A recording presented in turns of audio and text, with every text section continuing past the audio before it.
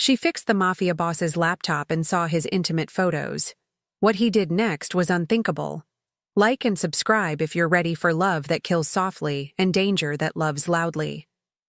The Moretti mansion stood like a dark monument at the edge of the city, where wealth met whispered fears and questions no one dared ask aloud.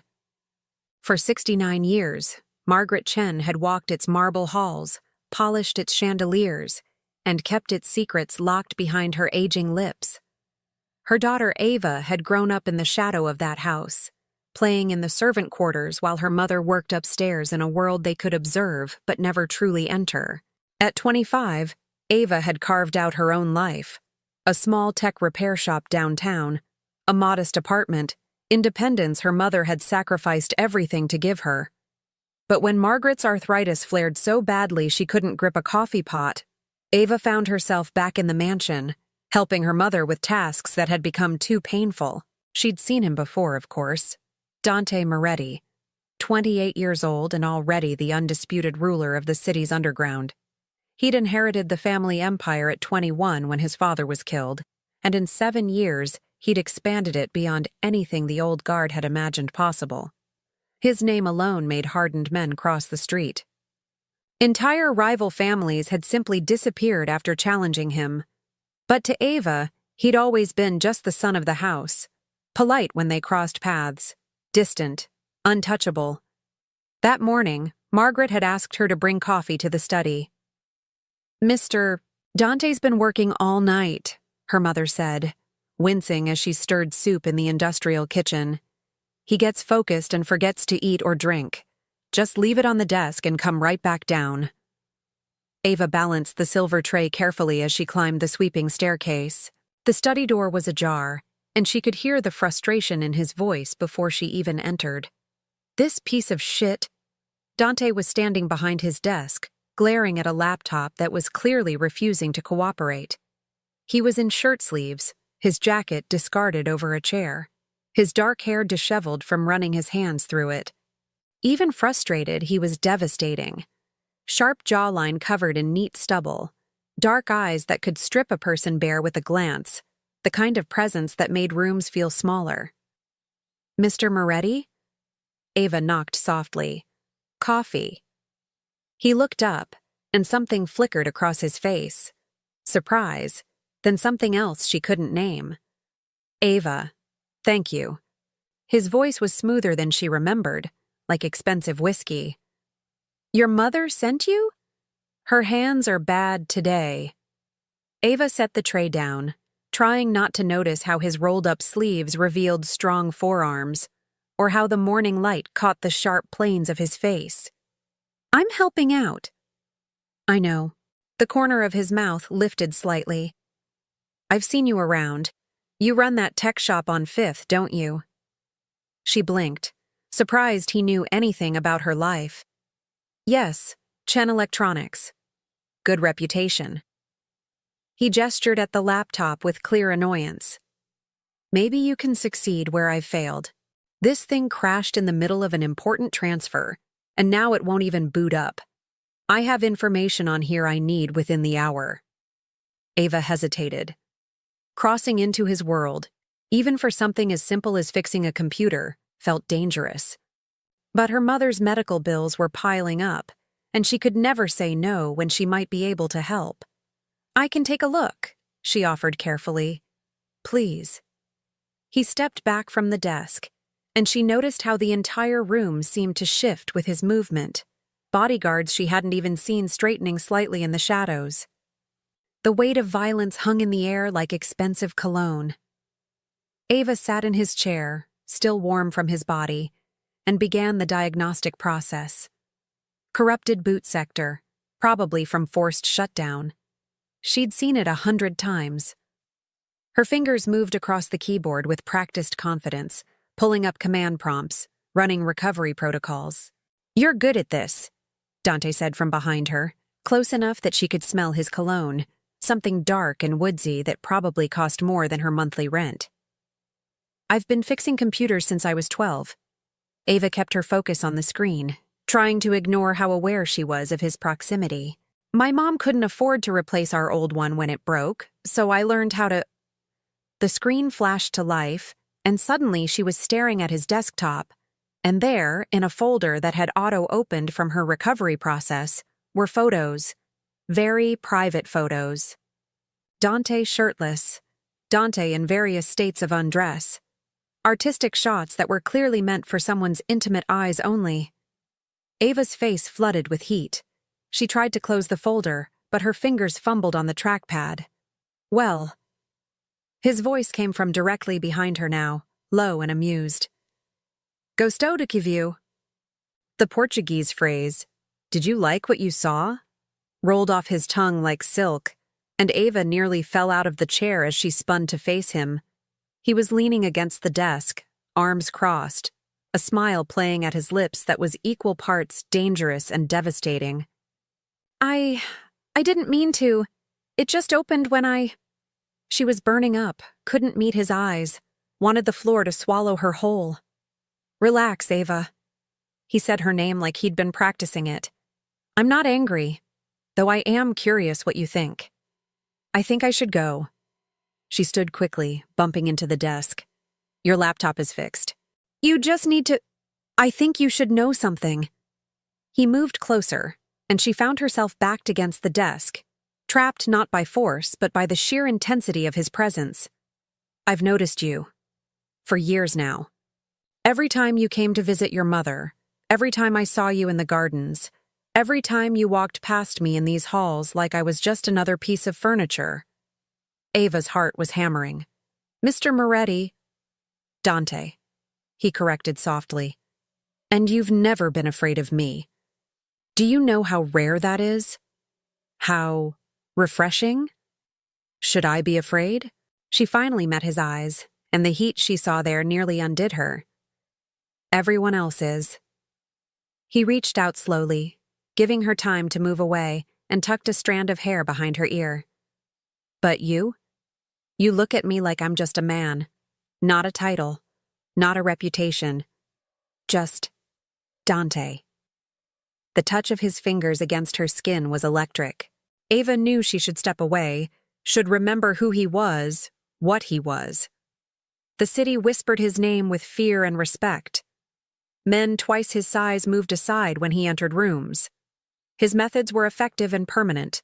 Rivals who challenged him simply disappeared.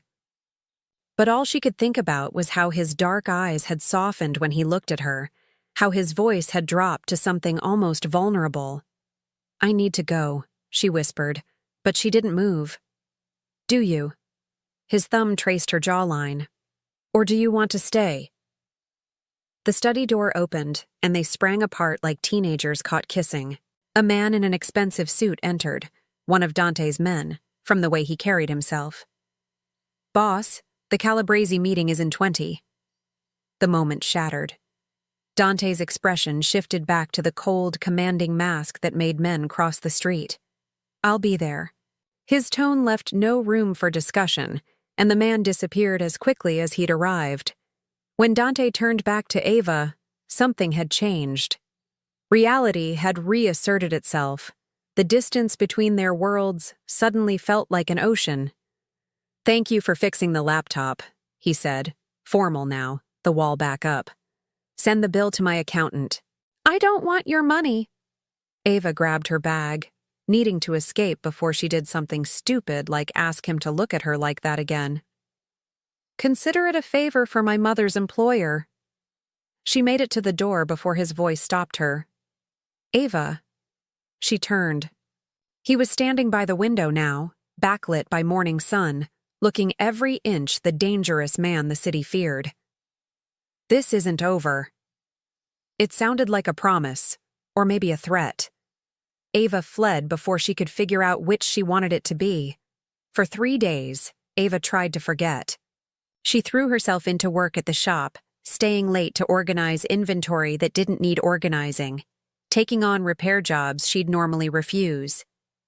Anything to keep her mind off Dante Moretti's voice saying her name like a prayer, his fingers on her skin, the heat in his eyes when he'd asked if she liked what she saw.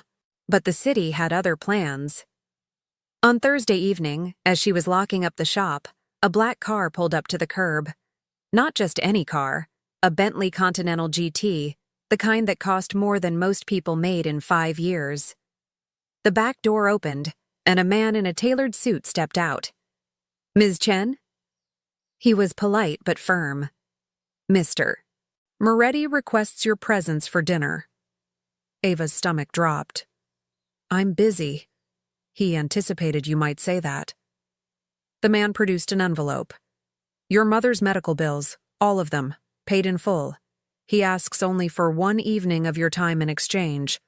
She stared at the papers, records from every hospital, every specialist, every prescription that had been slowly drowning them in debt. All stamped paid, thousands of dollars, gone with a snap of Dante's fingers. I can't accept this. It's already done." The man gestured to the car. "Please, Miss Chen. Mr. Moretti doesn't like to be kept waiting." 20 minutes later, Ava found herself in the private room of the city's most exclusive restaurant, the kind of place where reservations were made months in advance, and the sommelier could describe wine vintages like poetry. Dante was already there, in a black suit that probably cost more than her car, looking like he'd stepped out of a magazine for dangerous men with impeccable taste. "You paid my mother's medical bills," Ava said without preamble, still standing by the door. "Why?" "Because I wanted to see you again." He gestured to the chair across from him. "And I knew you were too stubborn to accept a dinner invitation otherwise. Please, sit. This is manipulation. This is courtship." He smiled, and it was devastating. "I'm just working with what I have. Your mother has served my family loyally for almost 7 decades. Those bills should have been handled years ago. Consider it overdue gratitude."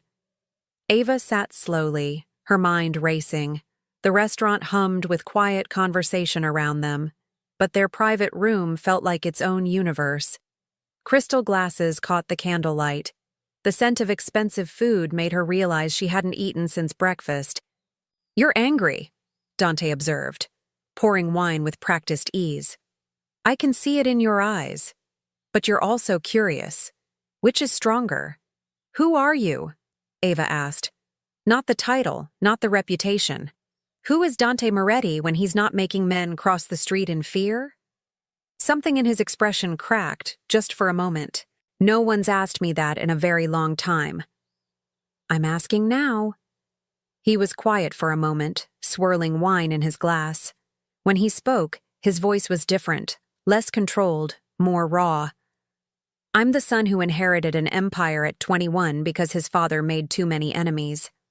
I'm the man who spent 7 years expanding that empire because the alternative was watching everything my family built crumble into nothing. I'm the person who makes hard decisions so that the 100 families who depend on our organization for their livelihoods can eat.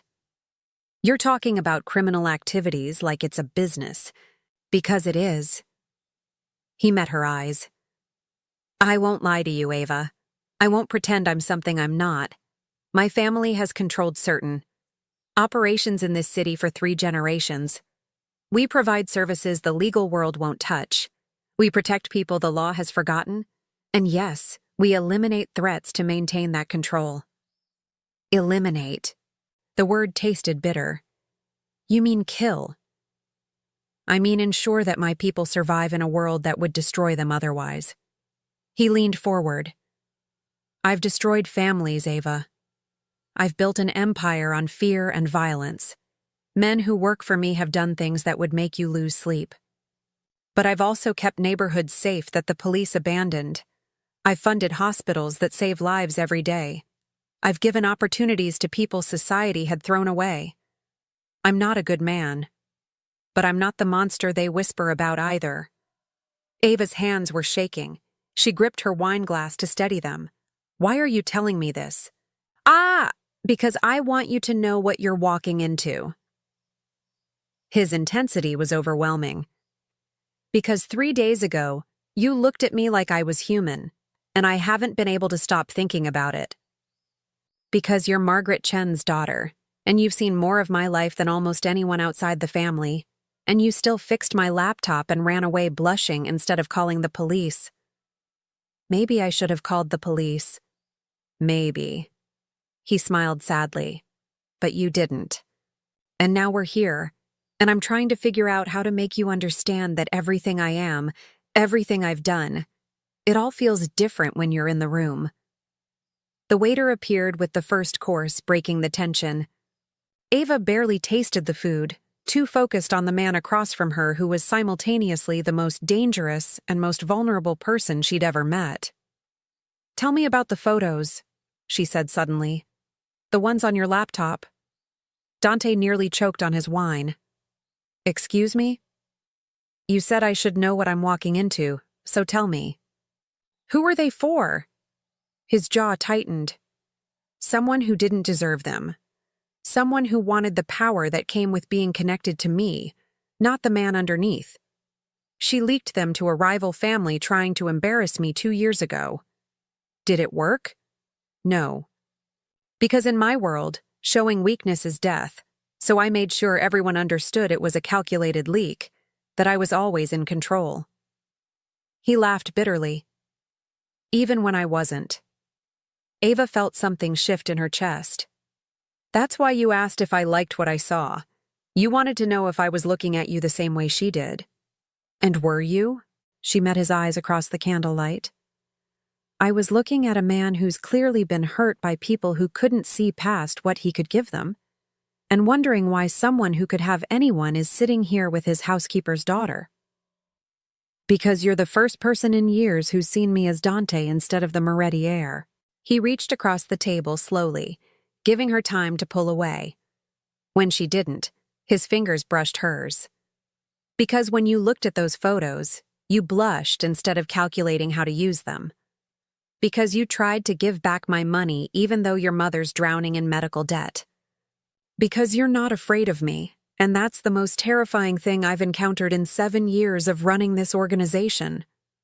"I should be afraid," Ava whispered. "Everyone else is." "Yes."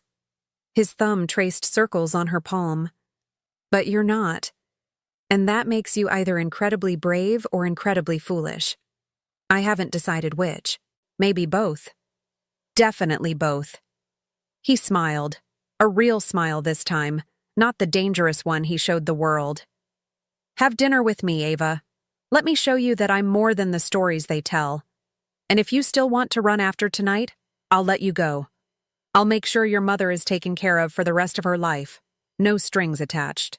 But give me this one evening to convince you that what you saw in that study was real." Ava knew she should say no. Should grab her bag and walk out and never look back. Dante Moretti was danger wrapped in expensive suits and devastating smiles. He was violence disguised as civilization. He was everything her practical mind screamed to avoid. But he was also looking at her like she was the only real thing in a world of carefully constructed lies. "One dinner," she agreed, "and then I decide. That's all I ask." His smile could have melted steel. "Now, tell me about this tech shop of yours. I want to know everything about the woman who can resurrect dead laptops and make a Moretti heir nervous." So she told him. And somewhere between the second course and dessert, between stories about her worst customer service disasters and his carefully edited tales of navigating family politics, Ava realized she was in serious trouble. Because Dante Moretti wasn't just dangerous. He was everything she'd never known she wanted. The next 2 weeks blurred into a dream Ava was terrified to wake from. Dante found excuses to see her. A broken tablet that needed repair. A security system for the restaurant that required her expertise. Coffee at the small cafe near her shop, where he looked absurdly out of place in his expensive suits among students and freelancers. He never touched her beyond that first brush of hands at dinner, never pushed for more than conversation. But the tension between them built like a storm gathering strength, electric and inevitable. Ava's mother noticed the change immediately. "Mr. Dante has been asking about you," Margaret said one evening as Ava helped her prepare dinner in the mansion's kitchen. Her mother's hands were steadier now. The new medication Dante had arranged was working miracles. More than asking. He listens when you're mentioned, smiles in that way he used to smile before his father died. "Mom?" I've worked for this family for 69 years, mija. Margaret's knowing eyes pinned her daughter in place. I've seen 3 generations of Moretti men fall in love. It always looks like this. He's not in love with me. But Ava's heart raced at the possibility. Isn't he? Her mother smiled sadly. Be careful, Ava. The Moretti world is not kind to the people they care about. Loving one of them means accepting danger as a constant companion. Are you ready for that? Ava didn't have an answer. That Friday night, Dante called her directly for the first time. His voice on the phone was rough, urgent. Can you come to the mansion? I need to see you.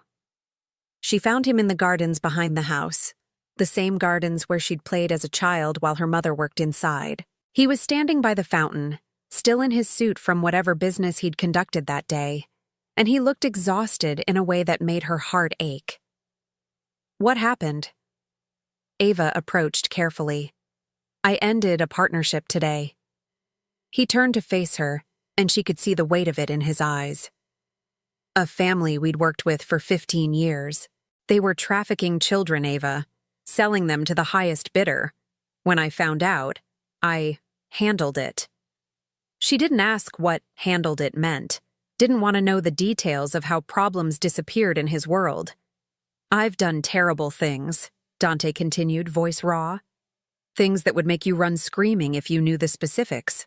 But there are lines I won't cross. Children are sacred. Always. And today I had to make a choice between business and what's right, and I chose right. And now I've lost millions in revenue and made enemies who won't forget. You did the right thing, Ava said firmly. Did I? Or did I just get people killed for nothing? Because that's what's coming. Retaliation, war between families, bloodshed that could have been avoided if I'd just looked the other way like my father would have. Your father is dead because he made too many enemies. Ava moved closer. You said so yourself. Maybe he would have looked away. But you didn't. And that makes you better than him. Something broke in Dante's expression. In 2 strides, he closed the distance between them, cupping her face in his hands like she was something precious and fragile. How do you do this? How do you make me feel like maybe I'm not completely lost? Because you're not. She covered his hands with hers. You're just a man trying to do the right thing in an impossible situation. And for what it's worth, I think you're doing better than you believe. Ava. Her name was a prayer on his lips.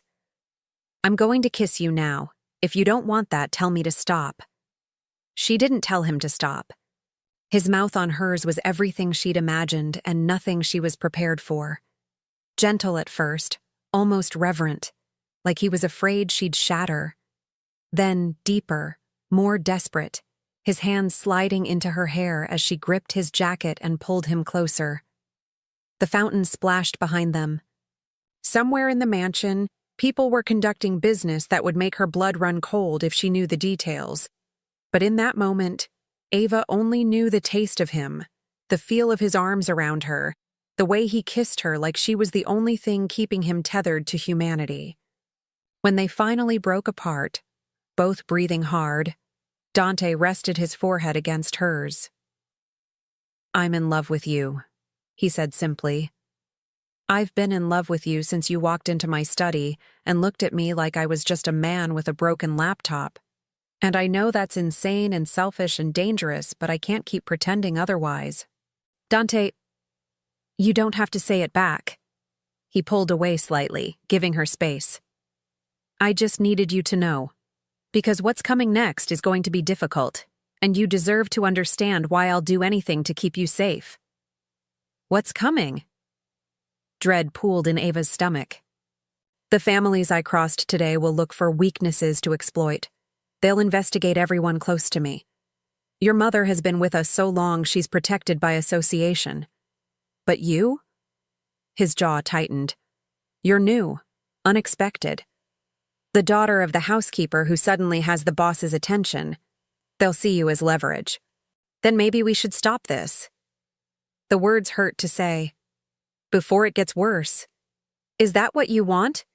Dante's eyes were intense, searching. Because I'll walk away right now if you ask me to. I'll make sure you're protected regardless, set you up somewhere safe with enough money that you never have to worry again. I'll disappear from your life completely if that's what you need. Ava thought about her small apartment, her quiet shop, the simple life she'd built away from the mansion's shadows. She thought about her mother's warning, about danger as a constant companion, about what loving a Moretti truly meant. Then she thought about Dante's smile when she'd fixed his laptop, the vulnerability in his voice when he'd told her about his past, the way he'd chosen right over profit even knowing the cost, the way he kissed her like she was oxygen and he was drowning. "I don't want you to disappear," she whispered. The relief in his expression was almost painful to witness. "Then let me protect you. My head of security will assign someone to watch your shop, your apartment. You won't even notice them, but they'll be there. And I need you to promise me something." "What?" "If anything feels wrong, if anyone approaches you asking questions about me, if you sense danger in any way, you call me immediately, not the police. Me. Can you do that?" Ava nodded, the reality of what she was accepting finally sinking in. This wasn't a fairy tale. This was a dangerous man's dangerous world, and she was choosing to step into it with her eyes wide open. "I should be terrified," she said. "Everyone else is terrified of you. Why aren't I?" "Because you see past the title to the man underneath." Dante pulled her close again, and she let herself melt into his warmth. "And because somewhere along the way, you became the bravest person I know." They stood there in the garden as the sun set, wrapped in each other while shadows lengthened around them. Ava knew this moment was the calm before the storm, knew that the families Dante had crossed wouldn't forgive or forget, but she also knew that she'd already made her choice. She was falling in love with a man who controlled the city's underground with an iron fist, a man whose reputation alone made people disappear, a man who'd destroyed families and built an empire on fear. And somehow, impossibly, she wouldn't change a thing. The fountain's water turned gold in the sunset light. Dante's phone buzzed with messages he ignored. And Ava Chen, daughter of a housekeeper, held the heart of the city's most dangerous man in her hands and prayed she was strong enough for what came next. Because in Dante Moretti's world, loving someone meant painting a target on their back. And that target was about to become impossible to miss. The warning came 3 days after their kiss in the garden. Ava was closing up the shop when she noticed the black sedan parked across the street, different from the one Dante's security used. She'd learned to recognize his men by now, the way they held themselves, the subtle earpieces, the professional distance. These men were different, hungrier. She called Dante immediately. "Where are you?" His voice was sharp with concern. "The shop. There's a car. Lock the doors. My men are 2 minutes away. Stay on the phone with me." She could hear him moving, barking orders to someone nearby. "Ava, listen to me very carefully. Do not leave that building until Marco arrives. Do you understand?" "Yes." Her hands were shaking as she turned the deadbolt. "Dante, what's happening?" "The Calabrese family. They're making their move sooner than I expected." His voice was tight with controlled fury. "They've been watching you for days, waiting for an opening, but they won't get one. I promise you, they won't." The line went dead. Ava stared at her phone in horror. Through the shop window, she could see the men getting out of the sedan. 3 of them, moving with purpose toward her door. She backed away, looking for another exit, a weapon, anything. The back door exploded inward. 2 more men, these ones wearing ski masks. One grabbed her before she could scream, a cloth pressed over her mouth and nose. Chemical smell, sweet and sickening. The world tilted sideways as her legs gave out. The last thing she saw before darkness claimed her was her phone on the floor, Dante's name still glowing on the screen. When Ava woke, her head was pounding and her mouth tasted like copper.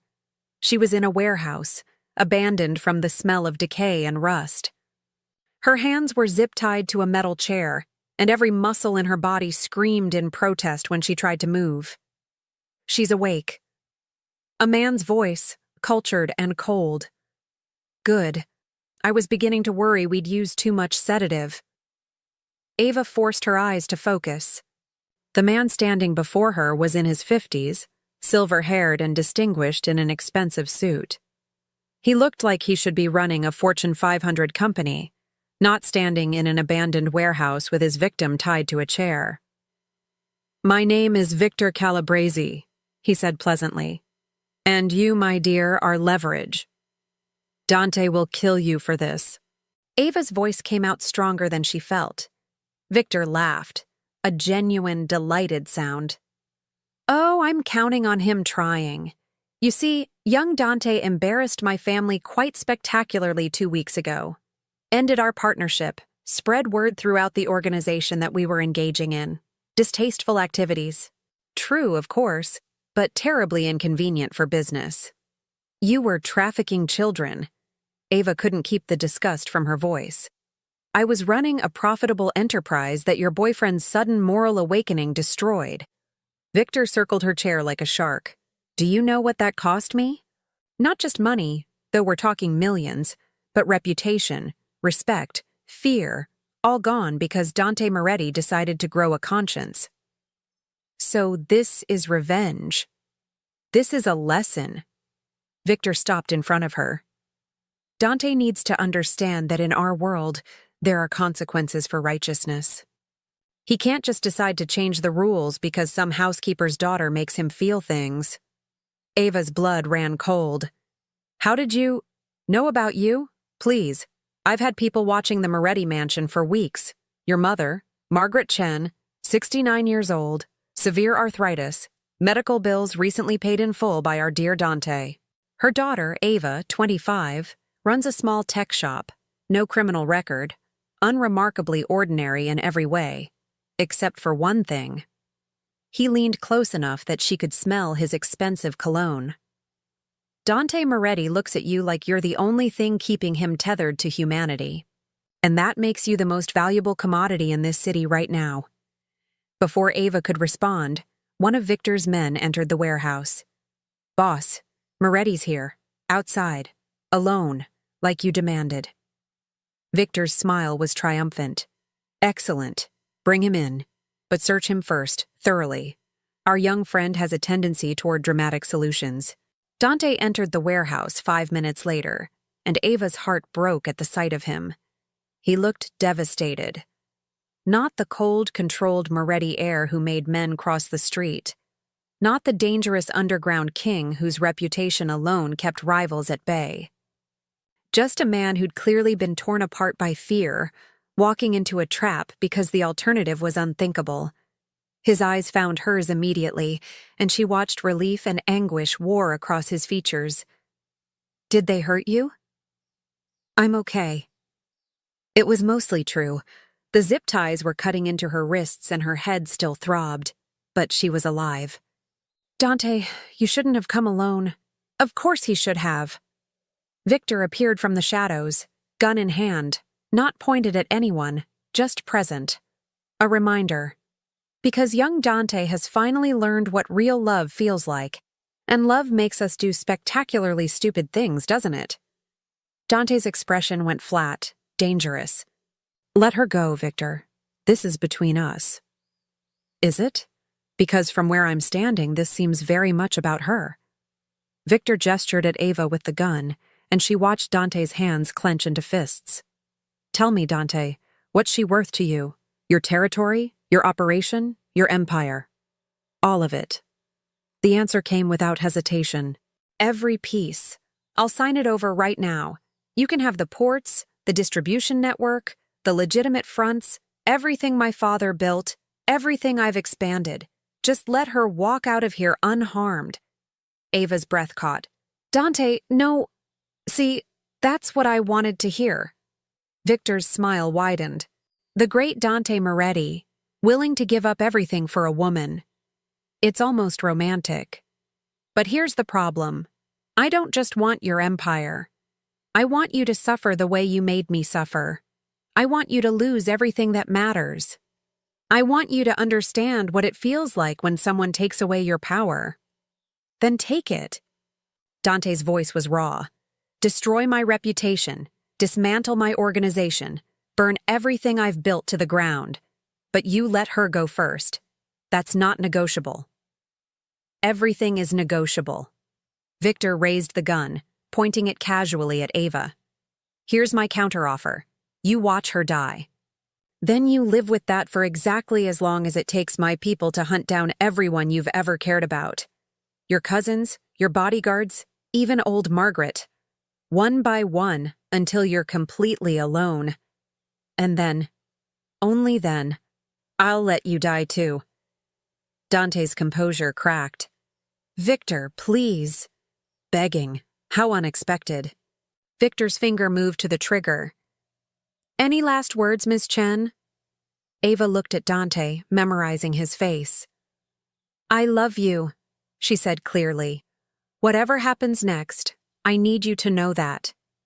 Something changed in Dante's eyes, grief transforming into something colder, more calculated. His lips moved silently, and it took Ava a moment to realize he was counting. 3, 2, 1. The warehouse's electrical system exploded. Sparks rained from overhead fixtures as every light shattered simultaneously. Emergency backup systems that should have activated remained dark. Someone had sabotaged them. The warehouse plunged into absolute blackness. Gunfire erupted, shouts of confusion, the sound of fists hitting flesh. Ava felt hands on her zip ties, different hands, professional and quick. They cut through the plastic in seconds. Stay down, a voice whispered in her ear. Marco, Dante's head of security. Don't move until the lights come back. The darkness lasted exactly 45 seconds. When emergency lights finally flickered to life, the scene had transformed completely. Victor's men were on the ground, disarmed and restrained by what seemed like an army of Dante's people who'd infiltrated the warehouse during the blackout.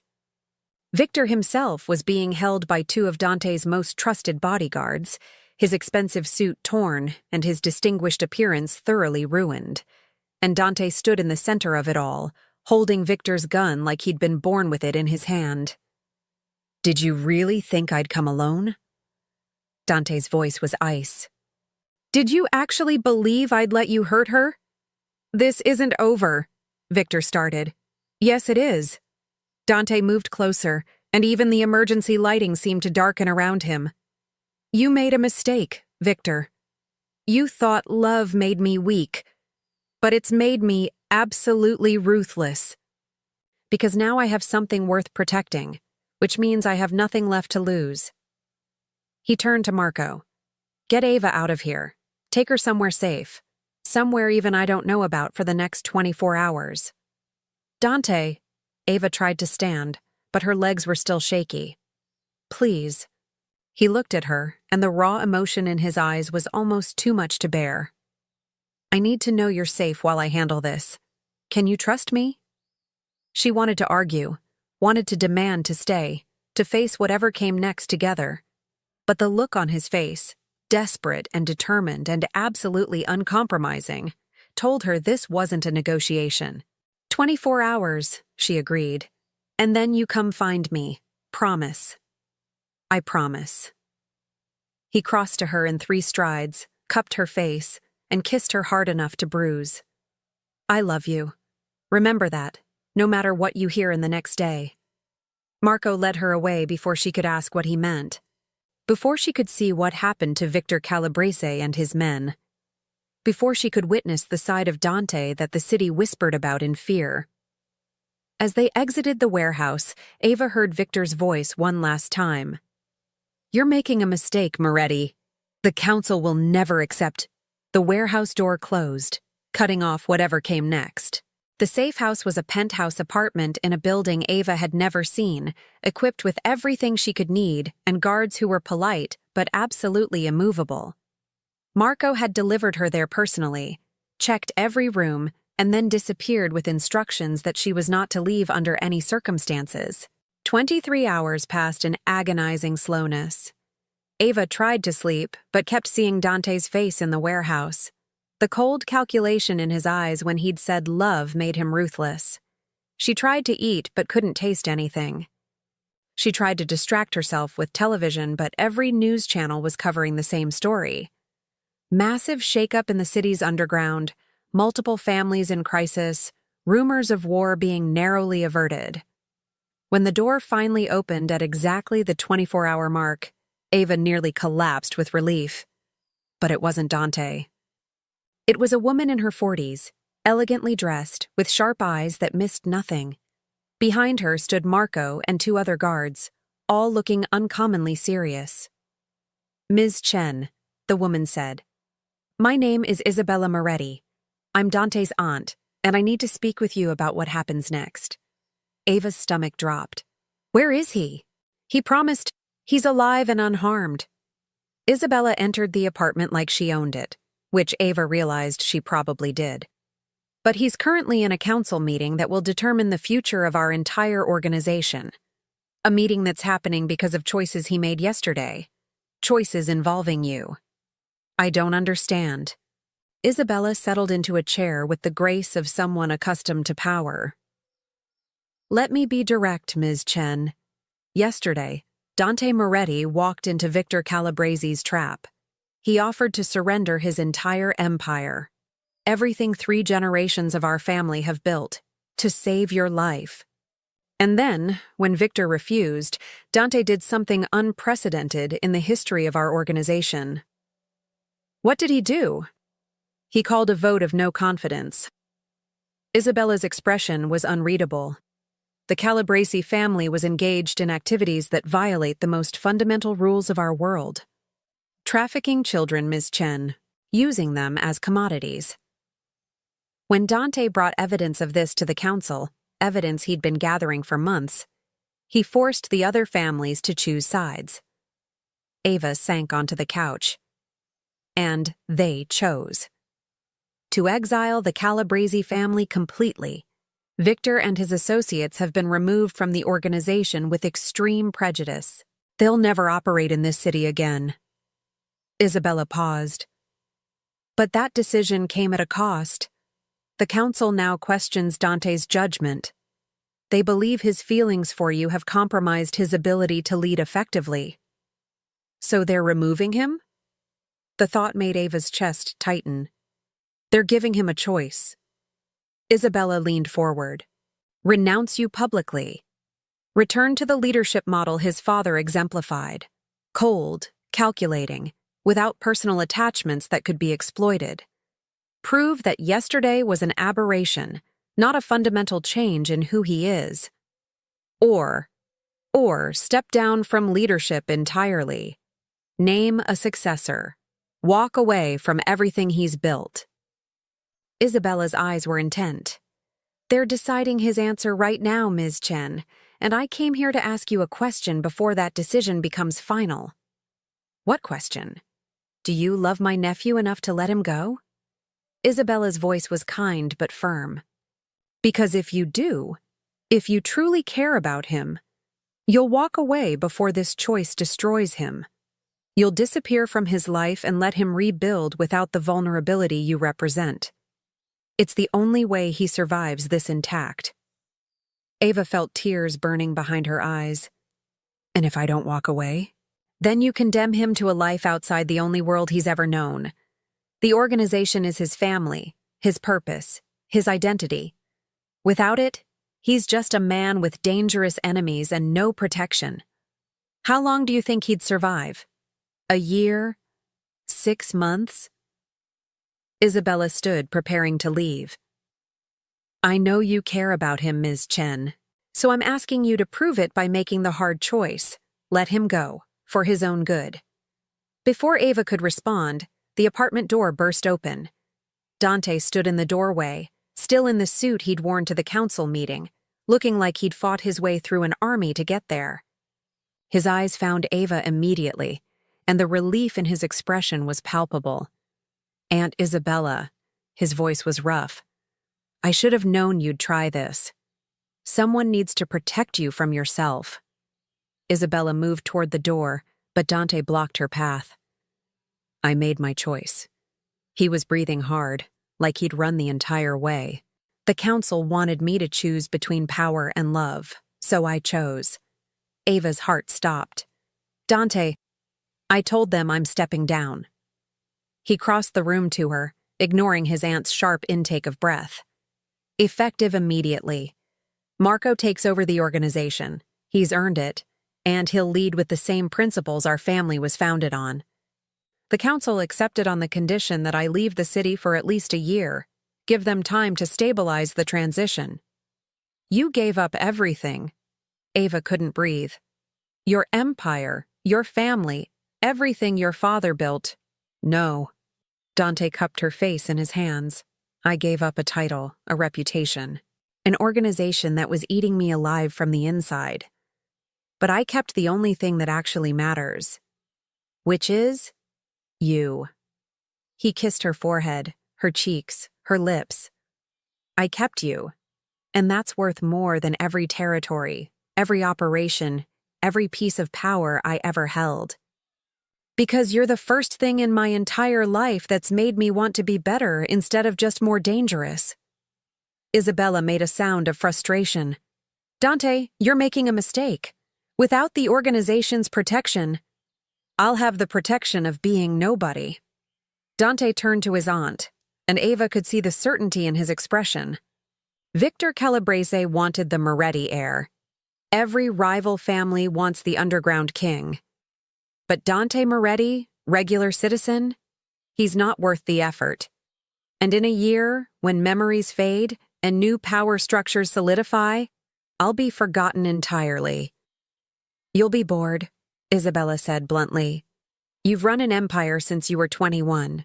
What will you do with a normal life? Dante looked at Ava, and his smile was devastating. I guess I'll find out. The council meeting had one final condition. Dante had to appear before the full assembly and formally renounce his position. It happened 3 days later, in a private room where the city's most powerful criminals gathered to witness the fall of a king. Ava wasn't allowed to attend, but Marco told her everything afterward. Dante had stood before the council, men who'd feared and respected him for 7 years, and calmly signed over every asset, every territory, every piece of the empire he'd built. He'd named Marco as his successor and recommended a transition plan that would ensure stability for all the families involved. And then he'd said something that would become legend in the underground. My father taught me that power is everything. That fear and control are the only currencies that matter. That a Moretti without his empire is nothing. Dante's voice had been clear, unwavering. He was wrong. I've spent 7 years proving he was wrong. And now I'm going to spend the rest of my life being the man he never had the courage to be, someone who chose love over legacy, humanity over reputation, truth over tradition. The council had accepted his resignation with a mixture of relief and regret. Some saw it as weakness. Others saw it as the smartest move he'd ever made, getting out before the life consumed him entirely. Dante didn't care what any of them thought. That night, in the penthouse apartment that would be theirs for exactly 3 more days before they left the city entirely, Dante pulled Ava into his arms and held her like he was afraid she might disappear. Do you regret it? She asked softly. Everything you gave up. Ask me again in a year, he murmured against her hair. Ask me when we're in some small town where nobody knows my name, where I'm just a guy with a complicated past trying to build a simple life. Ask me when I've had time to figure out who Dante is when he's not the Moretti heir. And what do you think the answer will be? He pulled back just enough to look at her, and the love in his eyes was almost too much to bear. I think I'll tell you the same thing I'm telling you now. That walking into that warehouse and choosing you over everything else was the easiest decision I've ever made. That every title, every piece of power, every bit of respect I commanded, none of it ever felt as real as your hand in mine. Ava kissed him, pouring everything she felt into it. Relief that he was alive, gratitude that he'd chosen her, fear of what came next, hope that somehow, impossibly, they'd make this work. When they finally broke apart, Dante rested his forehead against hers. I have a confession. What? I have no idea what I'm doing. His laugh was slightly unsteady. I've been planning operations and managing crises since I was 21. I can negotiate with criminals, handle territorial disputes, make impossible decisions under pressure. But normal life? Regular job? Figuring out what to do on a random Tuesday when nobody's trying to kill us? I'm completely lost. Good thing you have me then, Ava smiled, because I'm an expert at normal life, and I promise it's not as scary as you think. Nothing's as scary as the thought of losing you. He kissed her again, soft and reverent. That warehouse yesterday, when Victor had that gun pointed at you. I've never been more terrified in my life. Not when I inherited the organization at 21. Not when I faced down the Rossi family after they tried to take our territory. Nothing has ever scared me the way losing you scared me. You didn't lose me. Ava wrapped her arms around him. And you're not going to. I'm here, Dante. I'm staying. Even when normal life gets boring and you miss the adrenaline and the power, I'm still going to be here. Promise? Promise. They stood there in the quiet apartment, holding each other while the city hummed with business that was no longer theirs to manage. Somewhere, Marco was taking his first official meeting as the organization's new leader. Somewhere, the families were adjusting to a power structure without a Moretti at its center. Somewhere, Victor Calabresi was learning what exile truly meant. But in that moment, none of it mattered, because Dante Moretti had made his choice, and Ava Chen had chosen to believe that love could transform even the most dangerous man into someone capable of happiness. 6 months later, in a small coastal town 300 miles from the city, Ava unlocked the door to their modest house and smiled at the normalcy of it all. The house wasn't a mansion. The car in the driveway wasn't a Bentley. The clothes in their closet didn't cost more than monthly rent. But it was theirs. Built with money Dante had set aside legally over the years, in accounts the organization couldn't touch, savings he'd accumulated because some part of him had always known he'd want an escape route eventually. Dante was in the kitchen when she arrived, attempting to make dinner from a recipe on his phone. He'd traded expensive suits for jeans and casual shirts, let his hair grow slightly longer, and developed an endearing habit of cursing creatively at cooking instructions. "How was work?" he asked, looking up from what appeared to be a very confused attempt at pasta carbonara. "Good. We sold 3 laptops and fixed a printer that someone tried to clean with window spray." Ava set down her bag. She'd opened a small tech repair shop here too, though this one was barely breaking even. "How was your day?" "Went to the hardware store, bought supplies to fix that fence in the backyard." He gestured at the bags near the door. The guy working there tried to explain the difference between various types of wood stain for 20 minutes. "I now know more about polyurethane than I ever wanted to." "Welcome to normal life." Ava kissed his cheek. "Also, you're absolutely destroying that pasta." "I know." He looked at the pan with resignation. "I've made million-dollar deals with international criminals. I've negotiated peace between warring families. But apparently carbonara is beyond my skill set. Good thing I stopped for pizza." Ava produced the box she'd hidden behind her back. "I had a feeling." Dante's laugh was lighter than she'd ever heard it in the city. "You know me too well."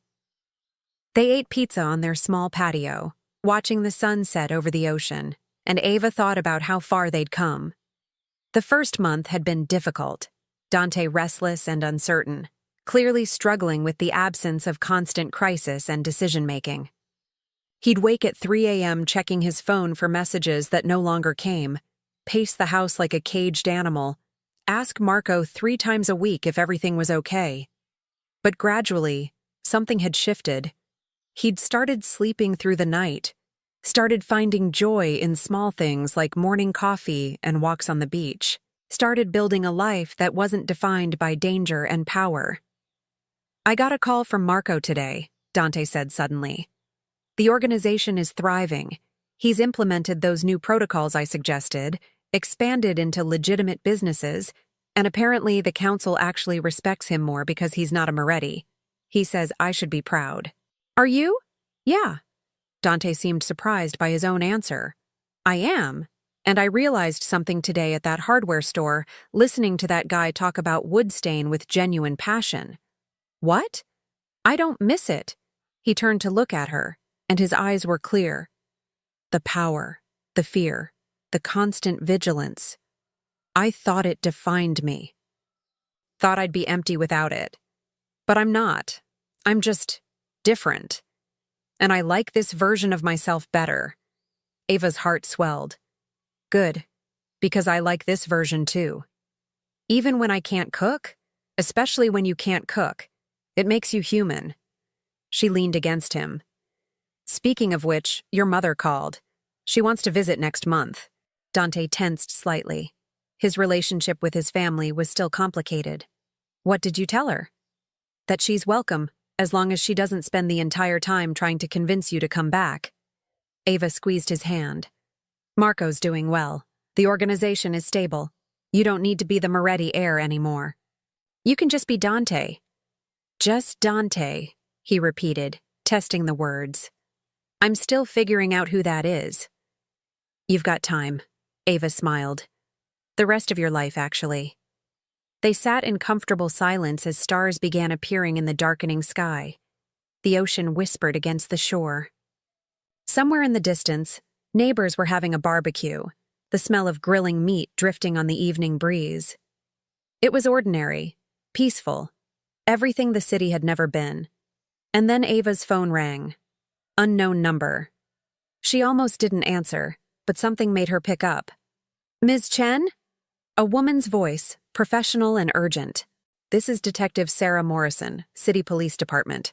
I need to speak with you about Dante Moretti. Ava's blood ran cold. Dante straightened immediately, reading her expression. What about him? There's been an incident. Victor Calabrese was found dead this morning in his exile location. Before he died, he sent a message to several news outlets claiming Dante ordered the hit.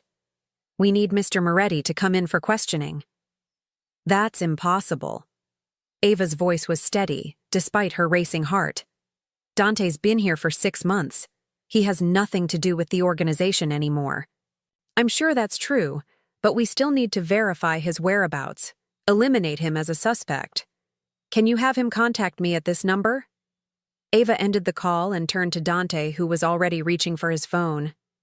Marco, he said when his former second answered. What happened to Victor Calabrese? She couldn't hear Marco's response, but she watched Dante's expression shift from concern to understanding to something like grim acceptance. I see, Dante said finally. And the council approved this? More conversation. Then, tell them I appreciate the gesture, but I'm out. They can't keep protecting me by cleaning up loose ends. It defeats the entire purpose of walking away. He paused. Yes, I'll talk to the detective. No, I don't need a lawyer. I've been buying wood stain and destroying pasta carbonara for 6 months. I have an alibi for whatever day this happened. When he hung up, Ava waited. Victor apparently got drunk last night and picked a fight with the wrong people in his exile town, Dante explained. Ended badly for him. Before he died, he tried to drag me down with him one last time, claimed I'd ordered a hit, that I was still secretly running things, that I'd never really left. But you didn't. No. He pulled her close. But the organization did send someone to verify he was actually staying in exile, not planning anything. That person witnessed the fight and did nothing to stop it, which is technically not ordering a hit, but... He shrugged. The council is trying to protect me, even now. What are you going to do? Call the detective. Explain that I haven't been to the city in 6 months, provide alibis, clear my name. Dante kissed her forehead. And then I'm going to politely ask Marco to inform the council that I'm not a piece on their chessboard anymore. If they want to handle Victor Calabrese situations, that's their business. But they need to stop doing it in my name. Will they listen? They'll have to, because I'm done, Ava. Completely done. Victor was the last thread tying me to that life, and now he's gone. Whatever happens next in that world, it's not my problem anymore. He made the call to Detective Morrison right there on the patio, calmly explaining his whereabouts, offering to provide receipts and witness statements, suggesting she contact the hardware store employee who'd talked his ear off about Woodstain just that afternoon. The detective seemed satisfied. Skeptical, perhaps, but satisfied. When it was over, Dante set his phone aside and pulled Ava into his lap. "I need you to know something." "What?" That call didn't scare me the way it would have 6 months ago. Didn't make me want to dive back in and handle it myself. All I could think was, please don't let this ruin what we've built here. Does that make me selfish? It makes you someone who's chosen a different life. Ava wrapped her arms around his neck. And I'm proud of you for it. Even if the city will always be there in the background, even if calls like that might come occasionally for the rest of our lives, even then. She kissed him softly. Because you're not defined by what you left behind. You're defined by who you're choosing to become. Dante held her tighter. I love you. More than power, more than legacy, more than anything I gave up to be here with you. I know. Ava smiled against his lips. And I love you back. All of you, the man you were, the man you are, and the man you're still becoming. The stars brightened overhead. The ocean continued its eternal rhythm. And in a small coastal town far from the city's shadows, a former crime lord and a tech repair shop owner sat on their modest patio and chose peace over power, love over legacy, tomorrow over yesterday. It wasn't a fairy tale ending. It was something better, a real beginning. 3 years later, Ava stood in their backyard, bigger now, since they'd bought the house next door and expanded, and watched Dante teach a group of at-risk teenagers how to fix computers. He'd started the program a year ago, using his own money to provide free tech training to kids who reminded him of where he'd come from. Kids who were smart and capable, but surrounded by circumstances that pushed them toward darkness. Kids who needed someone to show them there were other options. The motherboard is the brain, Dante was explaining patiently to a 15-year-old girl who'd been caught hacking into her school's system. Everything connects here. If you understand how it works, you can fix almost anything. The girl was listening with the kind of intense focus Ava recognized. The same focus Dante had brought to running an empire, now redirected toward something that actually helped people. Margaret was there too, visiting from the city where she'd finally retired from the Moretti household. She sat in a lawn chair watching her daughter and the man who'd transformed from crime lord to community teacher, and her smile was peaceful. "He's good at this," Margaret said when Ava sat beside her. "Teaching. He's good at a lot of things when he's not carrying the weight of an entire criminal organization." Ava watched Dante high-five the girl when she successfully replaced a component. He just needed someone to show him he could be more than his title. "You did that." Margaret squeezed her daughter's hand. "You saved him, Mija. Not from danger, from himself." "We saved each other," Ava corrected. "He showed me I could be brave enough for extraordinary love. I showed him he could be ordinary enough for real happiness. Fair trade." As the sun set on another peaceful day, Dante finished the lesson and sent the teenagers home with computers to practice on. He crossed the yard to Ava, sweaty and smiling, completely different from the man who'd stood in a mansion study 3 years ago and offered her everything he had. "Good day?" she asked. "Best day." He kissed her, then her mother's cheek. Sarah fixed her first motherboard. Marcus figured out the code he's been struggling with all week. And I realized something. "What? This..." He gestured at the yard, the house, the life they'd built. "This is my empire now, teaching kids they have options, coming home to you every night, sleeping without nightmares about who I had to eliminate to maintain power. This is everything I never knew I wanted." "No regrets?" Ava had to ask, even though she knew the answer. About giving up control of the city's underground to run computer classes in my backyard? Dante laughed. Not even a little. That man in the study 3 years ago who tried to impress you with his power and his reputation, he was a prisoner pretending to be a king. This version of me is free. Margaret stood, preparing to head inside. I'm going to start dinner. You two enjoy the sunset. When they were alone, Dante pulled Ava close and they swayed gently to music only they could hear. Thank you, he murmured. For what? For seeing past the monster to the man. For believing I could be more than my worst choices. For not running when you saw those photos on my laptop. Ava laughed at the memory. You mean when you asked Gosto do que viu and I nearly died of embarrassment? Best moment of my life. He grinned. Right up until you agreed to have dinner with me. And then when you kissed me in the garden. And when you told me you loved me in that warehouse. And when you chose to build this life with me instead of running for the hills like any sensible person would have. I was never sensible where you were concerned. Thank God for that. They stood in their backyard as stars began appearing, wrapped in each other while the evening air cooled around them. Somewhere in the city, the organization Dante had built continued thriving under Marco's leadership. Somewhere, the families were conducting business that Dante no longer needed to know about. Somewhere, his legacy continued without him. But here, in this moment, none of that mattered. Because Dante Moretti, former crime lord, underground king, the man whose name had made people cross the street in fear, had found something more valuable than any empire. He'd found himself, and he'd found love, and that was more than enough.